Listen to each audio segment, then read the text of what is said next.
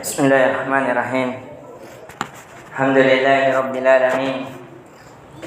Wassalatu wassalamu ala Rasulillah wa ba'd. Allahumma arina al-haqqa haqqa warzuqna ittiba'ah wa arina al-batila batila warzuqna ijtinabah. Assalamualaikum warahmatullahi wabarakatuh. Alhamdulillah, kita kembali dilembutkan hati kita oleh Allah Azza wa Jalla untuk melakukan ketaatan kepadanya dengan mendekatkan diri dari salah satu kewajiban yang ia wajibkan, yaitu ibadah salat. Dan semoga Allah kembali melembutkan hati kita untuk mempelajari dari nama-namanya yang indah dan sifat-sifatnya yang mulia. Dan di pertemuan kali ini alhamdulillah kita sudah memasuki dari nama-nama Allah Azza wa Jalla yang maha indah dan sifatnya yang maha mulia, yaitu Al-Haq. Allah Azza wa Jalla maha hak dan selainnya adalah kebatilan.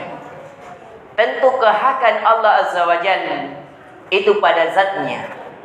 Maka dari itu, dari dulu hingga hari ini tidak ada yang mampu membantah tentang kehakan keberadaan Allah Azza wa Jalla. Sampai orang ateis pun, orang yang tidak percaya Tuhan, tapi ketika ia ditimpa suatu musibah yang dia tidak ada yang mampu menolongnya dari manusia, maka ia akan mengangkatkan tangannya ke langit.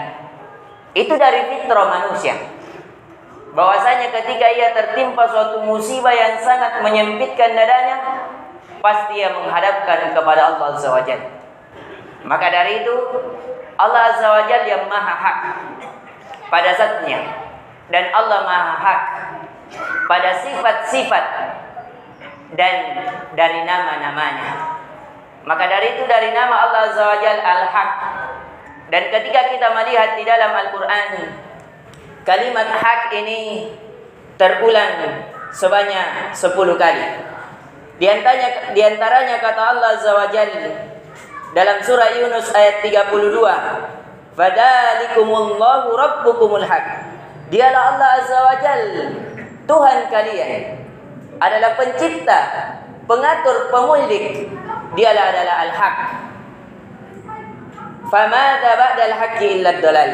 Dan apalagi setelah yang hak kecuali kesesatan. Allah Azza wa Jalla pada zatnya hak, pada ucapannya hak. Coba kita melihat Al-Quran. Sudah 1400 tahun yang lalu hingga hari ini dia tetap hak. Hukum-hukumnya hak, sejarah-sejarah di dalamnya hak, berita-beritanya yang dulu dan yang sekarang dan yang akan datang tetap yang menjadi hak. Dan tidak ada yang mampu dari kalangan orang Yahudi dan Nasrani itu dari dulu, rahib-rahib mereka, pendeta-pendeta mereka mencari aib di dalam Al-Quran hingga hari ini dia tidak temukan. Karena itu ucapan Allah Al-Haq, dan ucapannya adalah hak.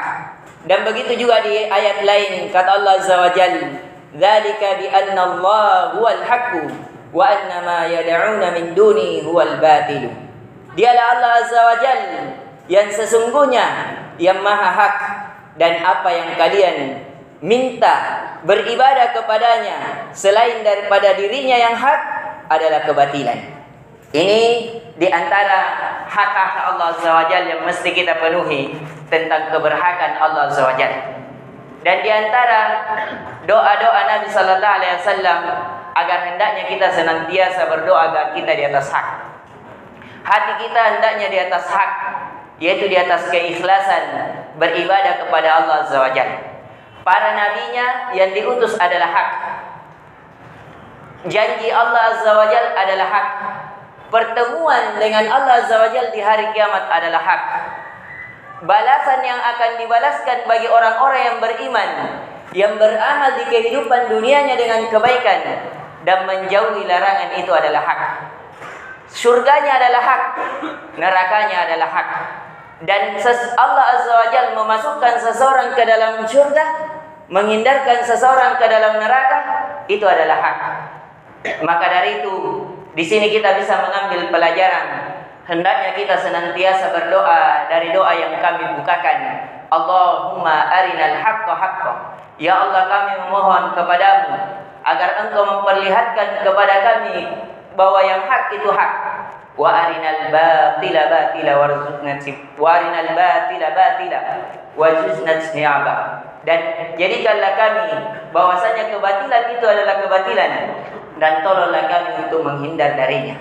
Ini diantara doa yang senantiasa hendaknya kita berdoa kepadanya, agar senantiasa hati kita, pandangan kita, langkah kaki kita, genggaman tangan kita, niat-niat kita itu di atas hak, yaitu di atas syariat yang dibawa Nabi kita sallallahu alaihi wasallam.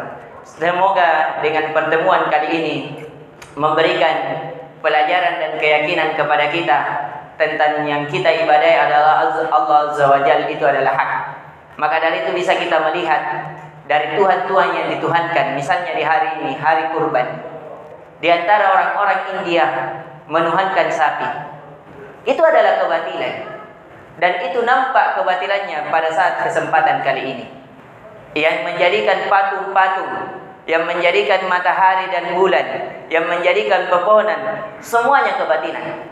Mereka semua Tuhan-Tuhan yang mereka tuhankan tidak mampu menolong dirinya sendiri, bagaimana mau menolong yang lainnya.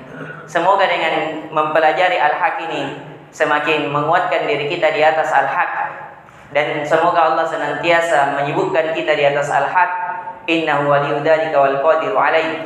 Subhanakallahumma bihamdik, asyhadu an la ilaha illa anta, astaghfiruka wa atubu ilaik. Assalamualaikum warahmatullahi wabarakatuh.